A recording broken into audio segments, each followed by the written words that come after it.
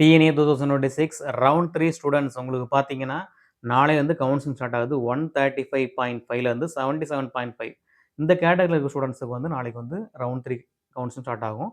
நாளைக்கு நீங்க வந்து லாகின் ஓப்பன் பண்ணி பாருங்க. லாகின் ஓப்பன் பண்ணி பார்த்தீங்கன்னா, உங்களுக்கு வந்து சாய்ஸ் ஃபில்லிங் அப்படின்னு ஒரு பேஜ் ஆட்டோமேட்டிக்கா ஓப்பன் ஆயிருக்கும். நீங்க அதில வந்து உங்களுக்கு எந்தெந்த காலேஜ் வந்து ப்ரிஃபர்டா இருக்குதோ, அத வந்து நீங்க வந்து போட்டுக்கலாம்.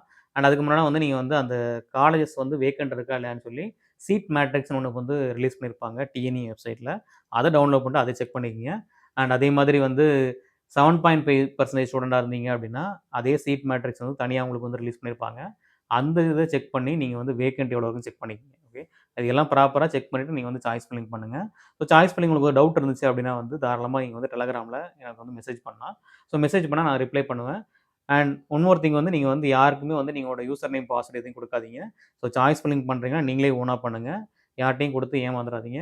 ஸோ இந்த ரவுண்ட் 3 வந்து ரொம்ப இம்பார்ட்டன்ட். ஸோ ரவுண்ட் 1, ரவுண்ட் 2 நெறைய காலேஜ் வந்து சீட்ஸ் ஃபுல்லா இருக்கும். பட் இருந்தாலும் உங்களுக்கு வந்து நல்ல காலேஜ் கிடைக்க ஆப்ஷன் இருக்குது. ஸோ அது ப்ராப்பரா சாய்ஸ் ஃபில்லிங் பண்ணுங்க. ஏதாவது டவுட் இருந்தா நீங்க வந்து தாராளமா மெசேஜ் பண்ணுங்க. ஸோ யார்ட்டயும் வந்து பாஸ்வேர்ட் ஏதாவது குடுத்து நீங்க வந்து ஏமாந்துறாதீங்க. கண்டிப்பா இந்த வீடியோ உங்களுக்கு யூஸ்ஃபுல்லா இருக்கும். லைக் பண்ணுங்க, சப்ஸ்கிரைப் பண்ணுங்க. Thank you.